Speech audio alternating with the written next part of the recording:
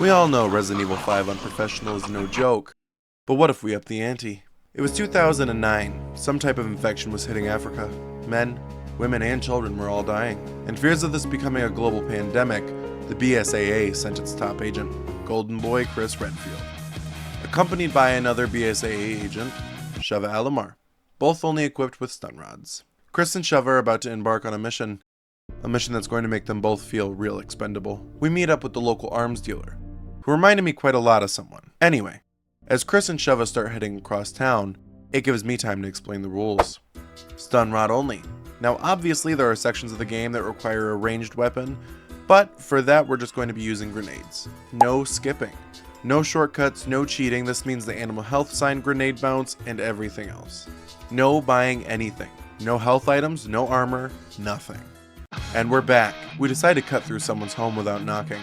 We witness a sexy encounter with 3 men and what looks like a giant heart, or maybe it's one of their prostates, I don't really know. The swallower of the group gets extremely angry once he realizes what we've seen and decides to charge us. We had no other option than to shock him to sleep and let him live with what he did. After going through a few more alleys and pissing off the village, we make it to town square. We had originally hoped to make it through here unscathed, slip in with the crowd. But with Chris's giant muscles and pecs, we were noticed. My original strat was going to be to try to defend the building, try to hold out, but we just ended up dying over and over and over. So I opted for the next best thing, waiting for the executioner, allowing us to run around to the ladder and get on top of the building.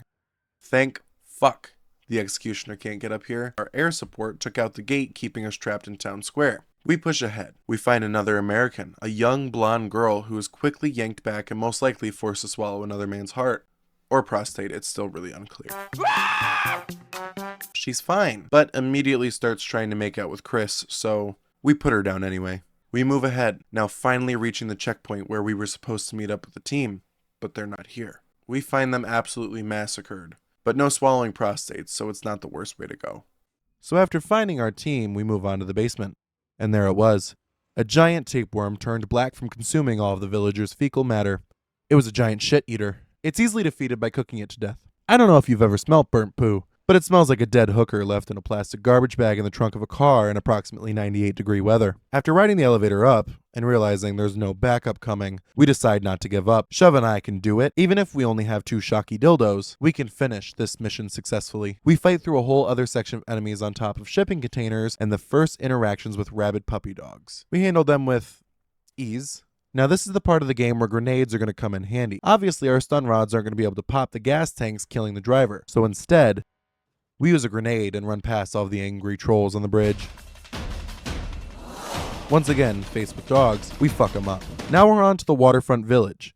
We acquire the key to open the port door so we can move on to the next section, but instead end up dying a couple times. We open the gate at the end of the village to head into the city. Now this is where Professional hangs its ween out of its pants and slaps us in the face a little bit. 2 flying bat fucks, a whole horde of zombies, and a couple more flying fucks. We die a lot. So much I start questioning this challenge. Did I bite off more than I could chew? No. After 12 deaths to be exact, making this one 2-minute section take 27 minutes, we did it. After almost a half hour of misery, we beat it. But now we're onto the chainsaw fuckhead. We die about 4 or 5 times, and then I thought, what if I can get him stuck? And then I remembered, he can't jump onto this little truck. So I get him stuck and we beat his fucking ass.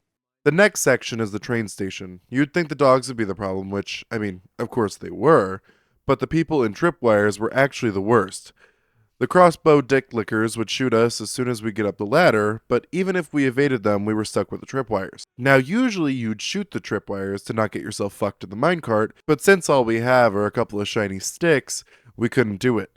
So even after evading the dogs and the shooty boys, we'd just get fucked and have to restart the train station.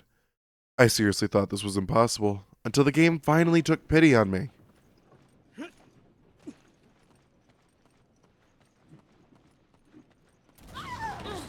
Hold on! I'm coming! After 13 resets just in the train station, I thought I was going to die of old age before someone figured out how to do this, but it was done.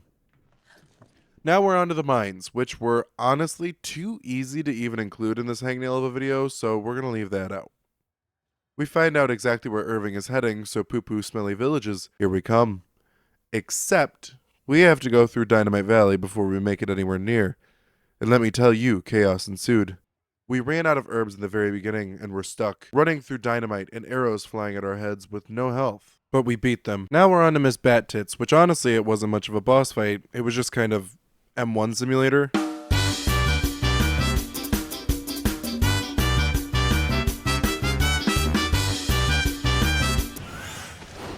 Chris Bonafide Redfield takes down Rabid Batman with just a couple handgun bullets, just in time for one of the BSAA's best to come to the rescue.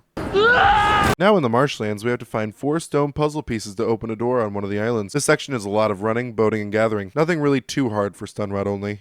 After successfully opening the door, we're close to the oiled field. We can smell it. We can taste it. Oh, nope, that's just that big motherfucker. Now enjoy a compilation of our deaths.